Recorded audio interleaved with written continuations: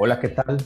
Un saludo muy especial por ustedes nuevamente, Cristian Borges, docente de la Universidad Católica de Pereira, con el objetivo de que fortalezcamos nuestras habilidades de comprensión de lectura para que podamos mejorar nuestro desempeño en la prueba de lectura crítica que realiza el ICFES por medio de la prueba Saber Pro.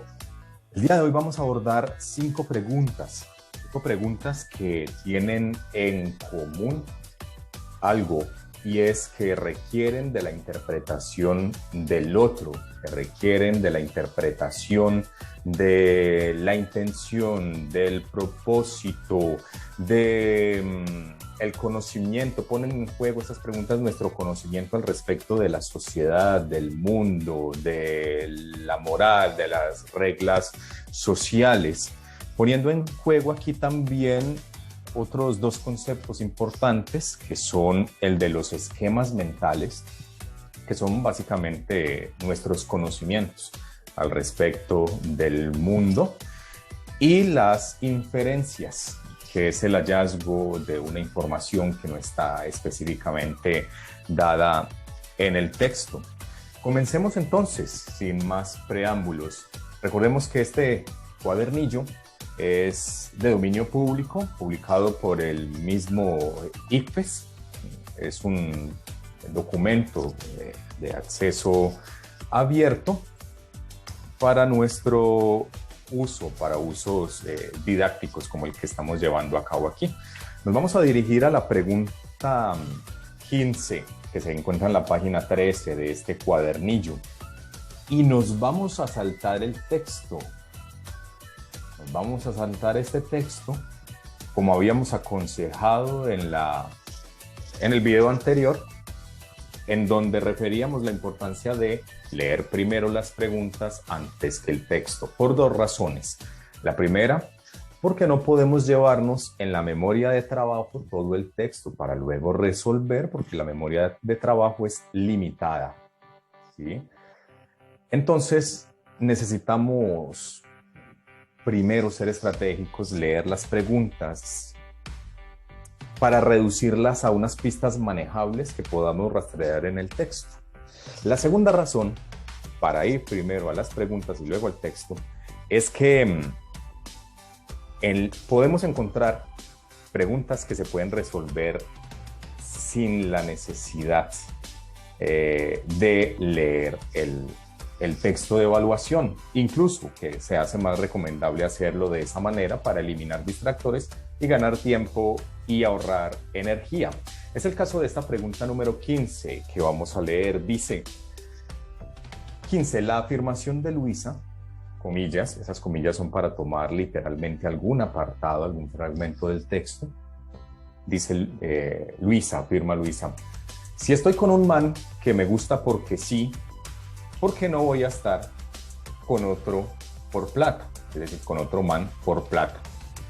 Esa afirmación de Luisa, dice la pregunta, implica que ella, y ahí vienen entonces las cuatro opciones que se nos proponen como posibles respuestas. Revisemos entonces qué ocurre aquí, pero discúlpenme, yo aquí abro un poco la zona de trabajo. Bueno, revisemos las opciones. La afirmación de Luisa, X, implica que ella, vamos a ver. La afirmación, si estoy con un man que me gusta porque sí, porque no voy a estar con otro por plata. Eso implica entonces A, que ella toma decisiones dentro de las normas de una comunidad. Pues pensemos que parte de las normas de una comunidad son las normas de la moralidad pública. Es lo que dicta muchas veces la sabiduría popular. Yo sé que podemos situarnos en una posición en la cual queramos transgredir las normas tradicionales, etcétera, pero recuerden que nos tenemos que apoyar en lo que dice el texto y en la tarea de lectura. Ella no está tomando decisiones dentro de las normas de una comunidad, porque dentro de las normas de la comunidad que nosotros conocemos, ¿sí? Otra cosa es que estemos en desacuerdo con esas normas de la comunidad.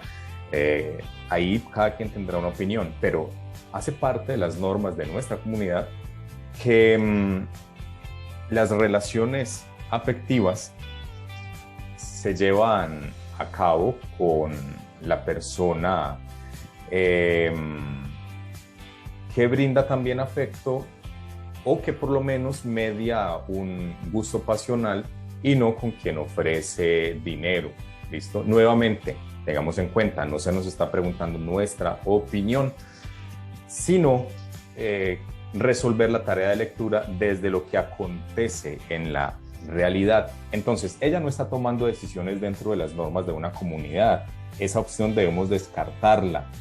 Y la opción D viaja por ese mismo sendero, porque dice que eso que dice Luisa implica que ella,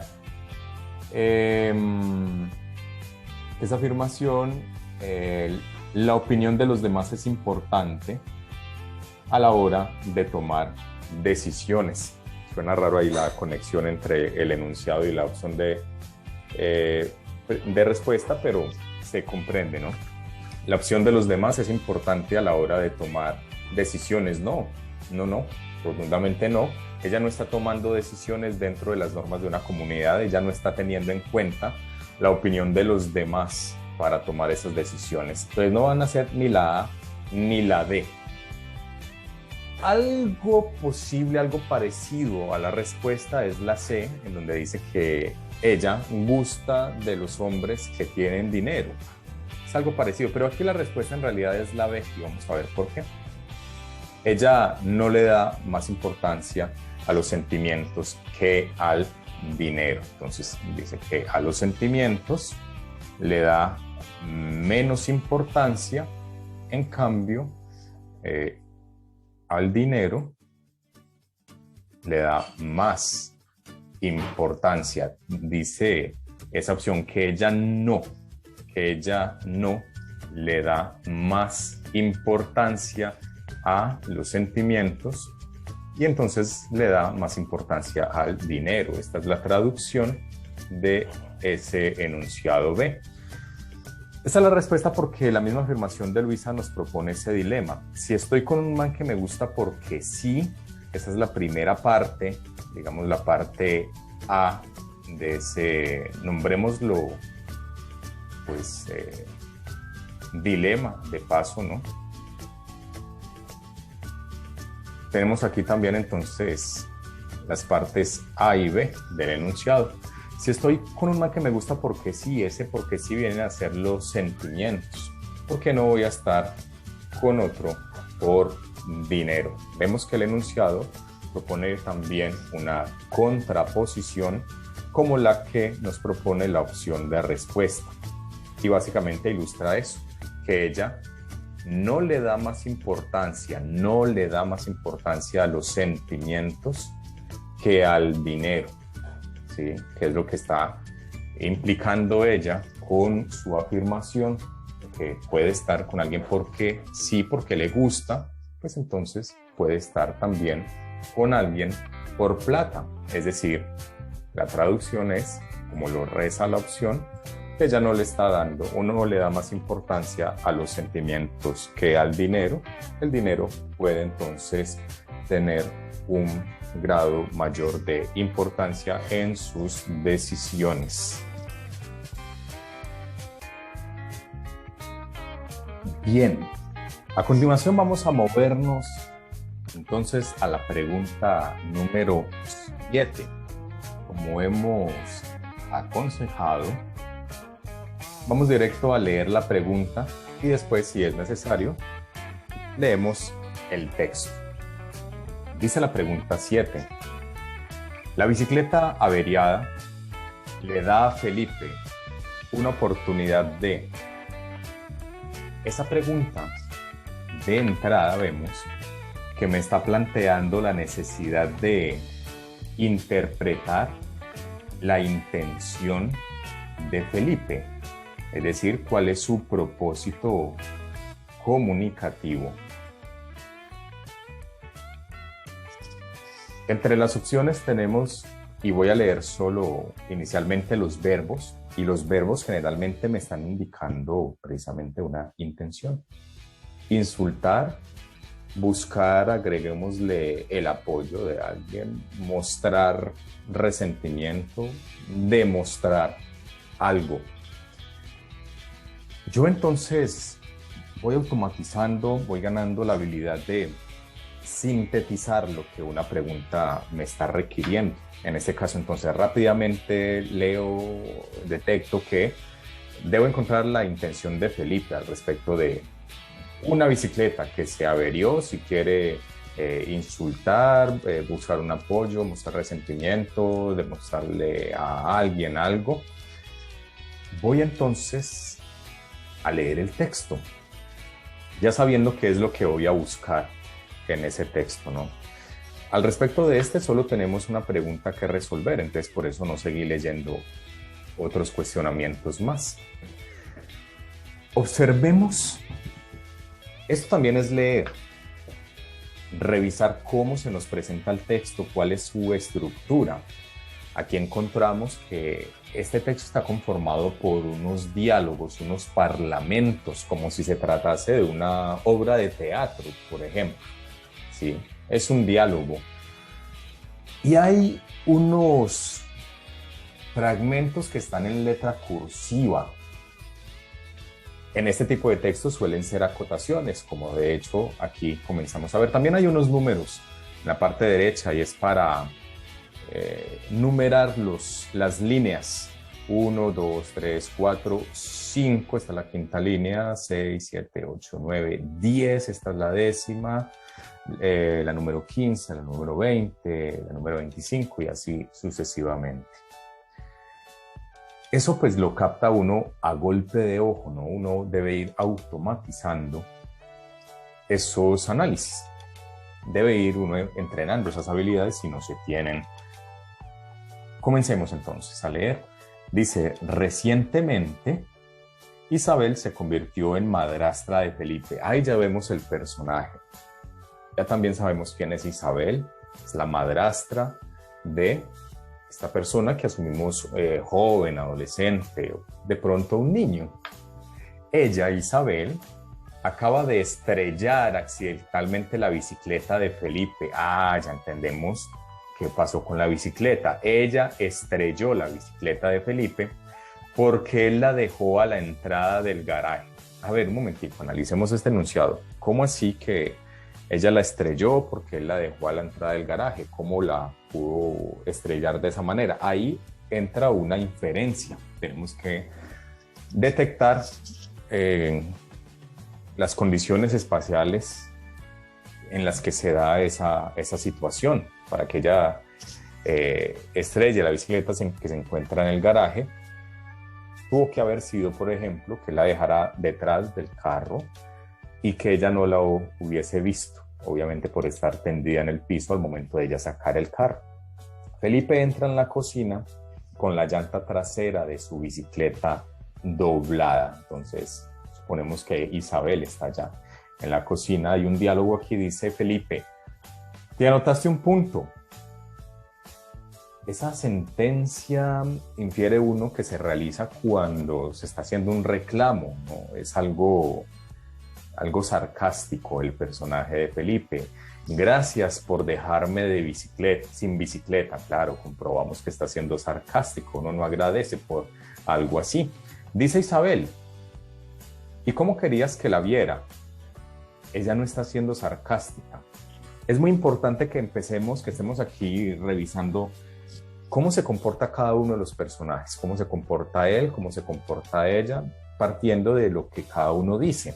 Vemos que él se está portando de manera sarcástica, es decir, también hacer una serie de reclamos, tal vez no quiere arreglar un problema, sino que quiere profundizarlo, descargar culpas. Bueno, dice ella, ¿y cómo querías que la viera? Ese enunciado si es de alguien que pretende discutir una discusión para solucionarla. Dice Felipe, pues usando el espejo retrovisor, así se hace. Claro, estábamos en lo cierto. Él dejó entonces la bicicleta detrás del carro y le reclama a ella porque si no la vio fue porque no usó el espejo retrovisor, pero en una situación real pues sabemos que es difícil ver un objeto con el espejo retrovisor que se halle tendido en el piso en la parte de atrás de un carro. Dice Isabel, perdón, pero escuché a tu padre decirte que dejaras tu bicicleta lejos. Ella le recuerda entonces las normas de la casa. Se disculpa, pero le recuerda a él que ella se le había advertido y que es entonces su responsabilidad que ella hubiese estrellado la bicicleta. ¿Qué dice Felipe? Solo se queja. ¿No? Y lo que hace es que se desploma en una silla, recordemos que esto es una acotación, se desploma en una silla y se sienta con la cabeza inclinada, enojado, triste. Bueno, dice Isabel, bueno, ¿y cómo te fue en el colegio hoy? Esa sentencia, esa frase de Isabel, es una pregunta que observamos que es sincera, de alguien que se interesa en saber del otro. Observamos que ella está cumpliendo su papel de madrastra. La acotación nos dice que ella le pasa una gaseosa, es decir, se interesa también por atenderlo. Y Felipe hace un ruido de desprecio.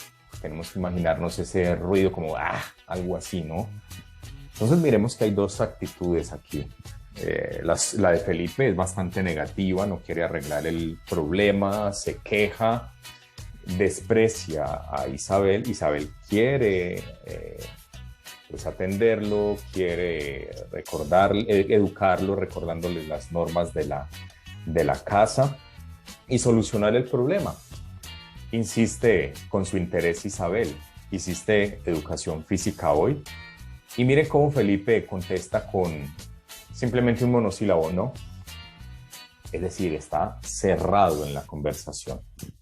Simplemente busca hacer sentir mal a Isabel.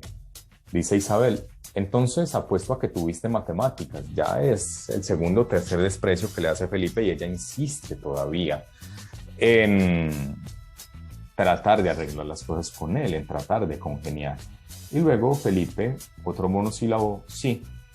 ¿Y qué? ¿No? Podemos imaginarnos más o menos ese tono. Y ella ignora ese maltrato e insiste en su interés, preguntándole, ¿y qué hiciste? Esos puntos suspensivos nos indican que se rompe esa pregunta porque pasa algo. Y es que en este momento entra el padre de Felipe. Y entonces Felipe, acá viene una acotación, sosteniendo su llanta doblada en las manos, entonces se dirige al padre y le dice, mira lo que ella hizo. Observemos ese ella, es como un deíctico, como cuando uno dice eso, esa cosa de ahí. Deíctico es de señalar con el dedo, mira lo que ella hizo, ella. Y por supuesto entonces el padre de Felipe le va a decir, en primer lugar, por favor no le digas a Isabel, ella. Y noten también esa forma de hablar del padre, en primer lugar, en segundo lugar, en tercer lugar. Estamos ante una figura paterna que también trata de reforzar unas normas en el hogar. En primer lugar, por favor, se lo pide por favor, es educado también, no le digas a Isabel ella. Eso es muy grosero, se lo está recordando, le está enseñando, lo está educando. En segundo lugar, te he dicho que no dejes tu bicicleta a la entrada del garaje.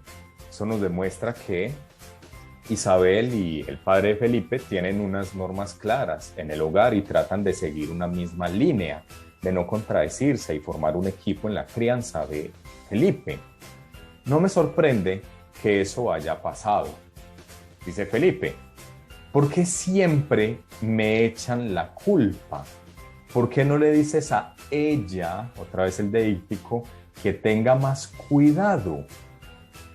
Ella, y puntos suspensivos, que se corrige, Isabel, me tiene que comprar una nueva. Esta actitud de Felipe es de alguien que está como ubicado en el centro del mundo, ¿no? Es una actitud algo egoísta de no estar examinando lo que acontece afuera, las necesidades, actitudes, obligaciones, responsabilidades de los demás, sino que está imbuido en sí mismo, en sus motivos.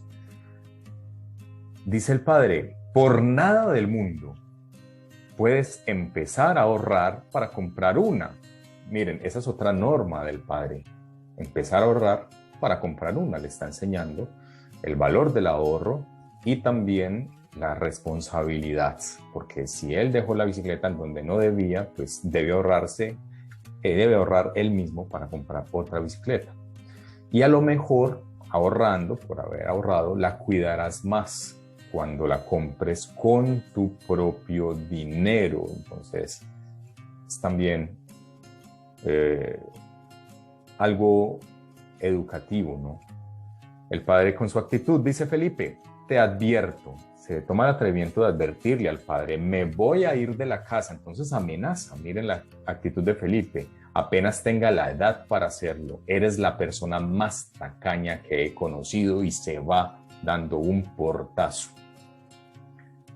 En ese texto podemos encontrar entonces, como hemos estado reseñando, las actitudes de cada uno de los personajes. Y después de hacer esa lectura, pues entonces podemos resolver el ítem. Obviamente esto lo harán ustedes de una manera más rápida. Yo, pues por hacer este ejercicio de exposición y de análisis, lo voy haciendo lentamente, pero con los ejercicios y con la lectura, la idea es que esto se va haciendo cada vez más automático. La bicicleta averiada de Felipe le da a Felipe una oportunidad de ¿qué? De insultar a su padre. Aquí la pregunta sería, ¿Felipe insultó a su padre? Le habló mal, ¿cierto? Pero ¿será el propósito de Felipe el de insultar a su padre? ¿La rencilla principal de Felipe es con su padre? ¿O busca el apoyo de su padre? Parece, ¿no? Que busca el apoyo de su padre, pero es para atacar a Isabel. Aquí de hecho la respuesta es la C. Él lo que hace es utilizar la situación ocurrida con la bicicleta para mostrar su resentimiento contra Isabel. Él no está interesado en demostrarle a Isabel ni al padre que él es casi un adulto. De hecho, lo está portando como un niño de una manera bastante inmadura. Entonces, si bien puede estar ofendiendo al padre, parece estar buscando la confabulación, el apoyo del padre, aunque se lo está reclamando, exigiendo y hasta amenazándolo para conseguir su favoritismo, no su apoyo.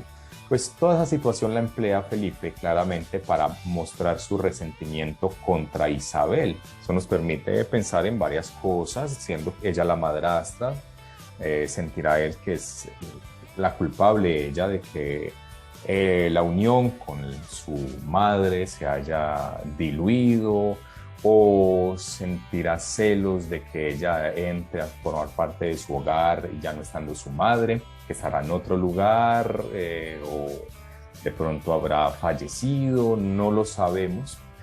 En todo caso, estas son situaciones bastante reales, bastante cotidianas. Aquí recuerden que hemos puesto a jugar un concepto que es el de los esquemas mentales, que es básicamente el de nuestro conocimiento sobre el mundo. Sin el conocimiento sobre el mundo y si no hemos madurado lo suficiente para poder determinar que es inmadura la actitud de Felipe, pues sencillamente no podemos resolver una pregunta como estas. Bien. Continuemos entonces con las preguntas 8 y 9. Como hemos dicho, es muy aconsejable avanzar a la lectura de las preguntas antes de leer el texto. Y vamos a intentar entonces reducir estas preguntas a algo manejable, a una tarea manejable para detectar cuando leamos el texto. Dice la octava. Cuando Elena está discutiendo con David, hay una discusión y hay un personaje femenino y un personaje masculino posible que sean amigos, es posible que sean una pareja, es decir, uno tiene que ir realizando inferencias, que es otra de las palabras importantes aquí en este ejercicio del día de hoy, inferencias, hallar una información que no está específicamente dada en el texto. Entonces aquí vamos realizando inferencias, vamos haciéndonos expectativas al respecto de lo que puede tratar el texto. Entonces Elena está discutiendo con David. Ella, ¿qué es lo que hace ella? Enfatizar sus puntos de vista, indagar por los intereses del otro, concentrarse en la búsqueda de un acuerdo, convertir la discusión en un ataque personal. Es decir, en esta pregunta, como en la anterior, se nos está pidiendo determinar las intenciones de alguien, y para determinar intenciones, pues necesitamos aplicar, por una parte, los esquemas mentales, nuestro conocimiento del mundo, y también las inferencias para pues poder hallar esas intenciones. Novena, entonces ya sabemos, la octava nos pide encontrar la intención de Elena en esa discusión con David. 9, entonces seguimos con el personaje de Elena. Ella cambió su expresión en algún momento, pues tenía una cara de X en algún momento y luego la cambió a una Y. Tenemos que encontrar ese cambio. Dice entonces que cambió de expresión cuando David compró un árbol, cuando el árbol le pareció costoso, el árbol no tenía la mejor apariencia. Bueno, aquí hay un árbol, vamos a hallar eso, cambio de expresión y un árbol, ¿no? O por qué David lo quería sembrar en el jardín. No nos podemos llevar toda esa información en la cabeza. Entonces vamos a encontrar en el texto una discusión, nos vamos a enfocar en Elena, vamos a ver, pues, Elena, qué es lo que hace en la discusión con David, cuál es su propósito y su intención, y también en qué momento y por qué cambia de expresión en relación con un árbol que va a aparecer. Eso entonces lo leemos más o menos a golpe de ojo y nos dirigimos a leer el texto. Esto debe hacerse muy, muy rápidamente. Alguien dirá, pero bueno, yo creo que es más fácil leer el texto y luego las preguntas, porque así uno se ahorra tiempo. No, uno no ahorra tiempo de esa manera. Luego se demora más pensando y pensando para luego tener que devolverse de todas maneras al texto. Aquí encontramos un texto similar al anterior en el cual tenemos un diálogo, ¿no? Estilo obra de teatro, hay unos parlamentos. Nuevamente, ya no se nos señala quién va diciendo quién, hay unas rayitas, hay unas líneas, unos guiones, entendemos que es un parlamento de un lado y otro del otro, pueden ser Elena y David, y también hay unos números, ahora ya no a la derecha como en el texto anterior, sino a la izquierda, pero es básicamente la misma estructura. Esto pues yo lo debo revisar a golpe de ojo. También en cursiva está la acotación de ese diálogo y luego algo que viene a ser un contexto. Entonces dice: el siguiente pasaje es tomado de una novela ambientada en la década de 1930. Bueno, nos ubicamos allí. David y su esposa Elena. Es la esposa de David. Son los dos personajes. Ellos han estado viviendo en una urbanización nueva llamada La Arboleda. David es el que habla en el pasaje. Bueno, vamos a escuchar a David contándolo todo. Dice: cuando regresé a La Arboleda, o sea, la urbanización en donde vivía este matrimonio, descargué el pequeño árbol a la entrada. Traía un árbol pequeño, tal vez para sembrarlo. Vamos haciendo esas inferencias a medida que vamos leyendo. Descargó un pequeño árbol a la entrada, cerca de la puerta principal de su casa, ¿no? Y me dirigí a la cocina. Y Elena dijo, es decir, que Elena estaba por allí, por los rumbos de la cocina. Dijo Elena: David, ¿dónde diablos has estado? Como que se le perdió mucho tiempo, ¿no? No me dijiste que ibas a salir. Pensé que aún estabas trabajando en el techo cuando te llamé para que tomaras una taza de té. Contesta él: me fui y compré un árbol, le dije. Entonces no avisó. Miren, o sea, pensemos en la palabra aquí clave. Una palabra clave es conflicto. En las parejas, en las relaciones de amistad incluso, se viven conflictos, como pasa también en los países, entre naciones. Es cuando pues hay razones de lado y lado que dan para hacer una serie de reclamos, porque hay intereses en medio. Ellos dos conforman una pareja, ya sabemos que hay una discusión, hay entonces un conflicto. Lo que vamos a examinar aquí son los motivos de cada uno. Por favor, ustedes al leer este texto conmigo, pues no se vayan a poner del lado de alguno de los dos. Aquí hay que ser imparciales, pensar en los motivos del uno y del otro para poder elegir bien las respuestas. Y en general es una habilidad social importante, la de poder examinar los motivos de cada una de las partes involucradas en un conflicto. Dice, me fui y compré un árbol. Miren que él ni siquiera avisó que se iba a ir, y fue algo que no planeó con su esposa, fue y lo compró y no lo eligió con ella, él fue y compró un árbol y ya. Entonces a ella se sorprende, ¿no? Ella dice, ¿un árbol? ¿Un árbol? Y parece que ella lo tiene muy en cuenta a él porque, miren, quería que él le avisara que iba a salir, que ella lo hacía trabajando en el techo y ella le tenía una taza de té, quería compartir el té con él. Pero él simplemente se fue sin decir nada y se fue a traer un árbol sin avisar que iban a plantar un árbol. O sea, tomó el proyecto de manera egoísta, ¿no? No contó con ella. Aquí alguien dirá, no, pero es que yo soy un hombre, yo soy un macho, yo tengo derecho a comprar, a tomar iniciativas. Recordemos que estamos examinando el conflicto, por qué ocurre, no nos vamos a situar aquí en ninguna de las dos posiciones. Aquí hay un conflicto, miremos por qué ocurre. Entonces ella le aterra un árbol, pues ella no sabía de esa decisión de ninguna manera, como que él no se lo había mencionado antes. Dice él, un árbol para el jardín. Fui a los viveros de la siembra verde. Solamente costó 6 chelines, agregué orgullosamente. Entonces, el orgulloso porque el árbol le costó poco dinero, pensando también que para ella sería importante ahorrarse el dinero, pero vamos a ver que para ella es más importante otra cuestión, armar proyectos juntos, inclusive pues lo que ella también tiene unas intenciones particulares. Entonces, bueno, en ese momento ella dice, maravilloso, David, exclamó ella, ¿dónde está? Es decir, en ese momento le pareció buena idea, aunque la hubiera tomado solo,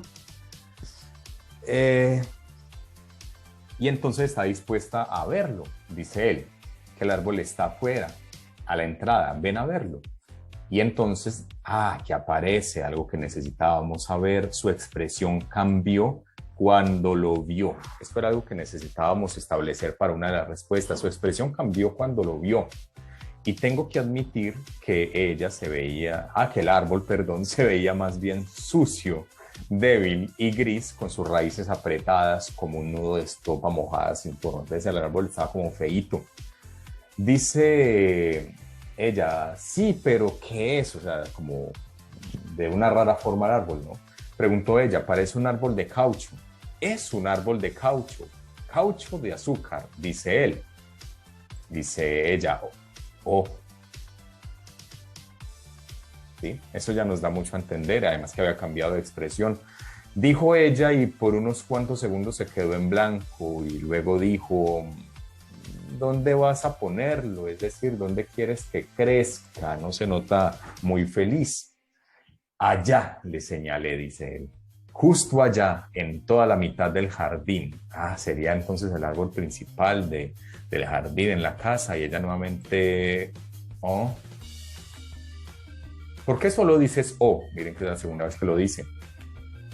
Por nada. Es decir, si va a quedar allá justo en la mitad de todo, yo hubiera pensado en algo más pequeño o incluso, ella dudó un poco, pero miren que está remarcando sus puntos de vista de todas maneras. ¿Qué tiene de malo el árbol de caucho? Bueno, si quieres saberlo, entonces se lo dice todo. Querido, personalmente creo que son más bien ordinarios. Ella está pensando entonces en la estética, son tan monótonos, David. Honestamente prefiero algo decorativo, especialmente para allá, justo en el frente de la casa, algo como arbustos con buena floración o camelias o celindas. Lo que se vería más hermoso sería uno de esos arces japoneses enanos. Ella está pensando definitivamente en la estética.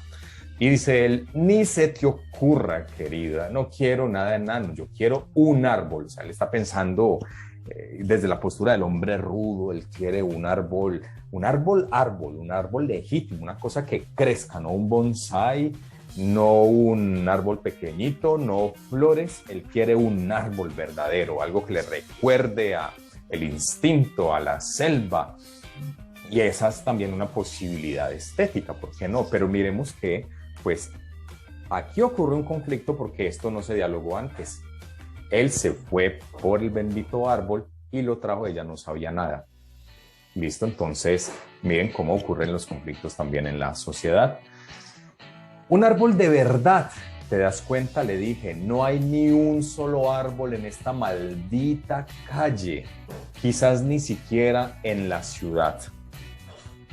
Eso quiere decir que se confirma pues, que en el conflicto cada uno tiene una visión distinta de lo que debería ser un árbol, qué árbol debería tenerse, y pues el conflicto ocurre porque el árbol ya está ahí y no hubo un diálogo. Bueno, cuando Elena está discutiendo con David, ella enfatiza sus puntos de vista, como ya lo hemos referido.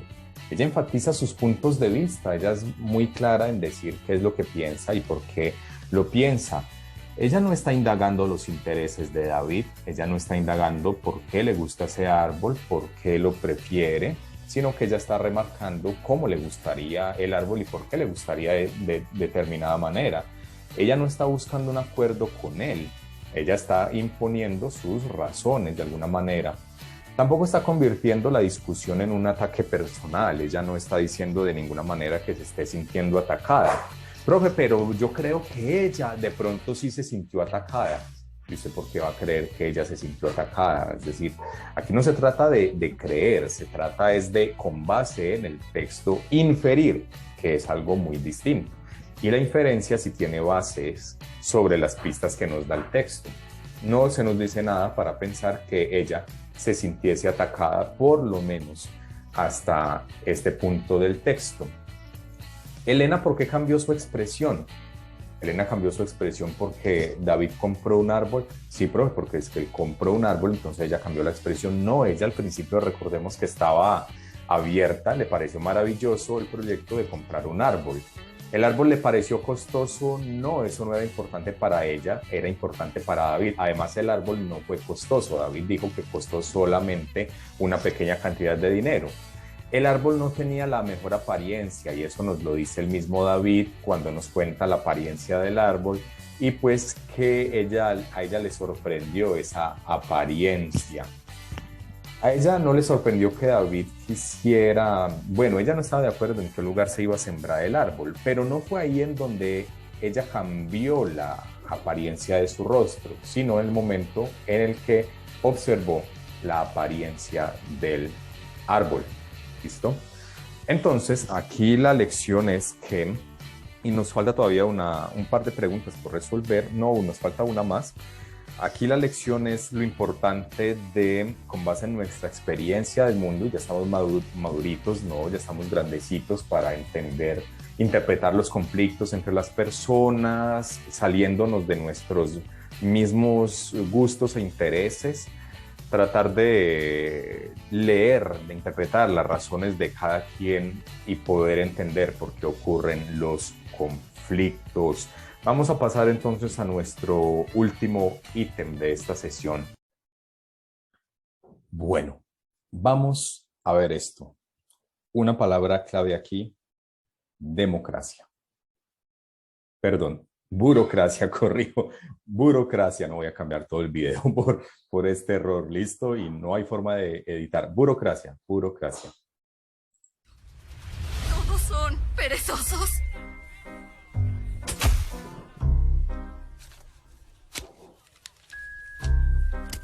¿Qué insinúas que por ser un perezoso no es veloz? Flash, Flash, mi Rapidash, me da gusto saludarte. Sí, es un gusto. Oficial Judy Hobbs, comisaria, ¿cómo está? Estoy muy ¿Bien? feliz. ¿Qué Tú tranquila. puedo hacer Esperaba que rastreara una por ti? Pues esperaba que Ahora, Pues esperaba que rastreara una matrícula. Y traigo el tiempo medido. que La palabra burocracia se define de la siguiente manera según nuestro diccionario de la Real Academia Española de la Lengua. Revisemos dos de las definiciones. Dice que por una parte es una organización regulada por normas que establecen un orden racional para distribuir y gestionar los asuntos que le son propios. Eso es algo positivo, ¿no? Desde ese punto de vista, la burocracia es algo muy positivo porque pues consiste en regular una organización y una organización implica coordinar una cantidad de personas en sus funciones, en este caso por medio de normas que establecen un orden racional para distribuir y gestionar los asuntos que le son propios a la organización. La palabra burocracia también de manera peyorativa refiere a una, como la acepción cuarta que tenemos aquí, la administración ineficiente a causa del papeleo, la rigidez y las formalidades superfluas. Un concepto importante en esta sesión ha sido el de los esquemas mentales. Los esquemas mentales pues se construyen por nuestro conocimiento del mundo y este deriva de nuestras experiencias con el mundo. Entonces uno pues aprovecha y también se da topes contra la burocracia al realizar determinadas diligencias en entidades del Estado y demás, porque se requiere papeleo, porque se requiere trámites, y ahí es en donde se habla de la tramitología, etcétera. La palabra burocracia se compone de dos partes. Buró, que, como nos dicen aquí en la definición, quiere decir oficina, escritorio, y cracia, que viene de kratos, aquí dice de karati, poder, pero también vale kratos. Entonces, digamos que es el poder del escritorio. Una palabra similar que ahorita refería es democracia. Demos pueblos, kratos, poder, entonces el poder del pueblo, aquí es el poder del escritorio. Es, pues, en síntesis, el ejercer la administración desde el escritorio. Y pues el significado en sí es el que hemos aquí leído en la primera acepción: la organización regulada por normas que establecen un orden racional para distribuir y gestionar los asuntos que le son propios. En la película Zootopia, pues vemos en este fragmento, en este episodio, cómo nuestros personajes se acercan a una oficina con una necesidad y encuentran unos funcionarios completamente lentos que son representados como perezosos, supremamente lentos, mientras el personaje femenino aquí es una coneja que necesita todo rápido, rápido, rápido para allá y se tropieza con básicamente un muro en el trámite. Por lo cual, aquí se nos está representando, por medio del mundo animal, una burocracia lenta y contraria a las necesidades de la sociedad. número 29 T buscas 29 THD 03. 2 9 T HD 03. H D 03. D 03. 0. Oye, Flash, ¿te cuento un chiste? ¡No! Sí. Ok. ¿Qué tiene un camello con 3 jorobas? ¿Qué tiene un Embarazo.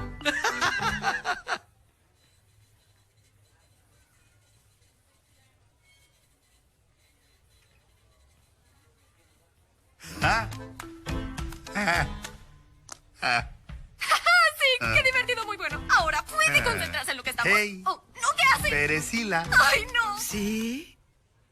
¿Flash? ¿Qué? T. No. N. ¡Cabello con 3 coronas! ¡Embarazo!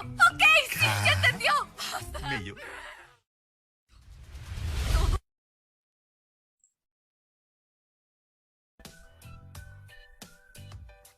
Bueno, después de este corto, o bueno, no, un fragmento de este largometraje que nos ilustra una concepción negativa de la burocracia, vamos con Mafalda y esta pregunta número 12 de nuestro cuadernillo Saber en el área de lectura crítica. Dice, responda a la pregunta 12 de acuerdo con la siguiente información y se nos presenta una historieta de Mafalda.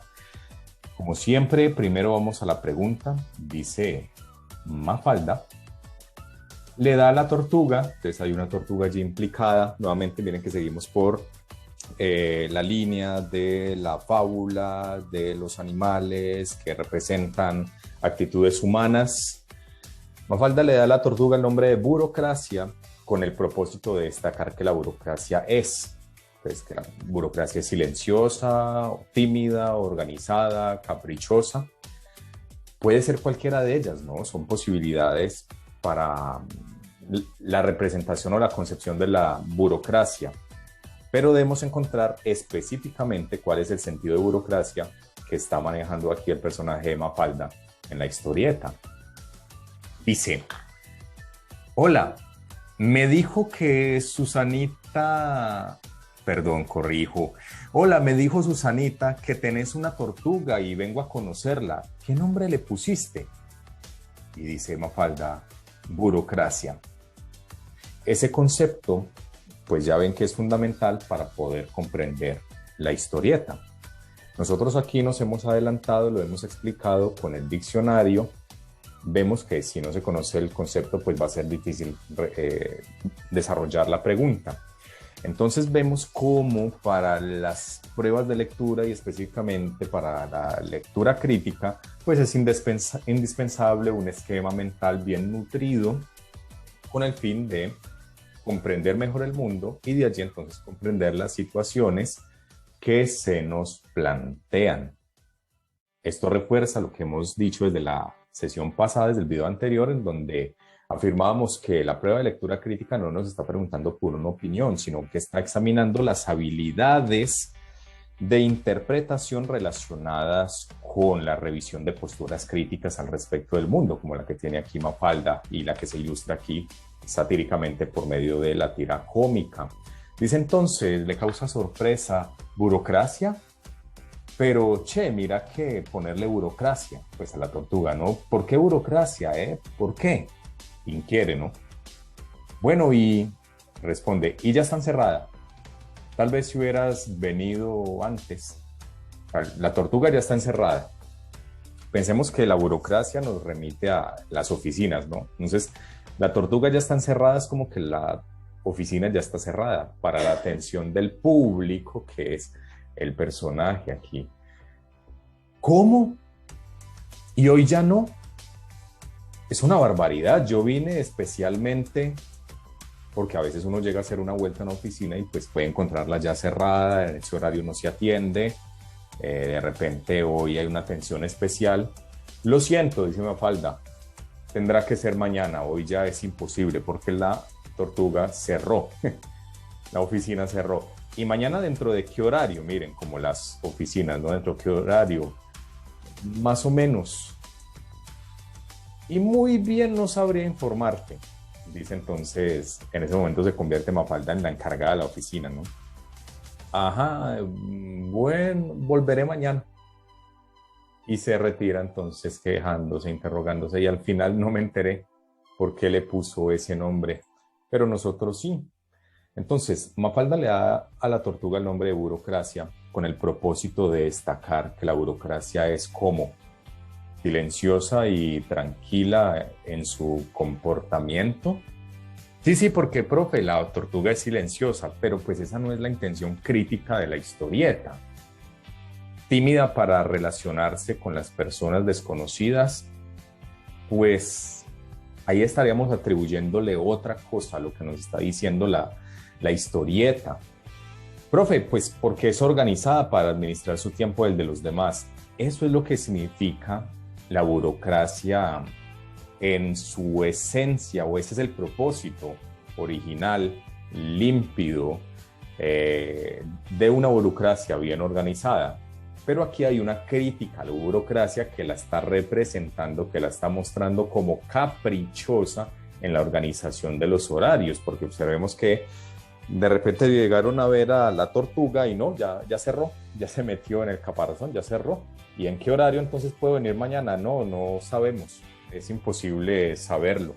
Entonces, bueno, volveré mañana, ¿cierto? Entonces se la está mostrando de una manera caprichosa, es decir, con un sentido negativo, con un sentido peyorativo, no un sentido positivo de ser organizada para administrar el tiempo y el de los demás, ¿no? Porque aquí, de hecho, perdió su tiempo al tratar de conocer a la tortuga llamada burocracia. No estoy seguro si en esta explicación de repente volví a decir democracia en algún momento, pero sabemos que es burocracia, el concepto que estamos aquí desarrollando. Bueno, esto es todo por la sesión de hoy. En síntesis, entonces hemos desarrollado 5 preguntas en donde se ponen en juego 2 conceptos y habilidades muy importantes. Una es la de los esquemas mentales que constituyen nuestro conocimiento sobre el mundo a causa de las experiencias de mundo que tenemos. Por ello es muy importante leer periódicos, estar enterados de la realidad, conocer cómo funciona, no estar encerrados en nuestro caparazón. Hay que conocer el mundo para poder revisarlo críticamente y parte de ese conocimiento sobre el mundo también implica poder entender las posiciones, los propósitos, los pensamientos, las emociones de los demás. Eso implica entonces también poder revisar un conflicto de una manera imparcial, poder entender las posiciones de cada quien en medio de que se encuentran en una discusión. Allí también entra a jugar el segundo concepto, que es el de la inferencia, que es el hallazgo de una información que no está explícitamente dada en el texto. Y no es que nos tengamos que volver adivinos, sino que debemos conseguir esa habilidad de, partiendo de las pistas que nos da el texto, pues poder establecer esas piezas de información faltantes que el texto, pues por su economía, porque el texto no lo puede decir todo, pues uno tiene entonces que hallar por sus propios medios intelectuales. Esto es todo entonces por esta sesión. Espero que les haya servido. Chao, chao.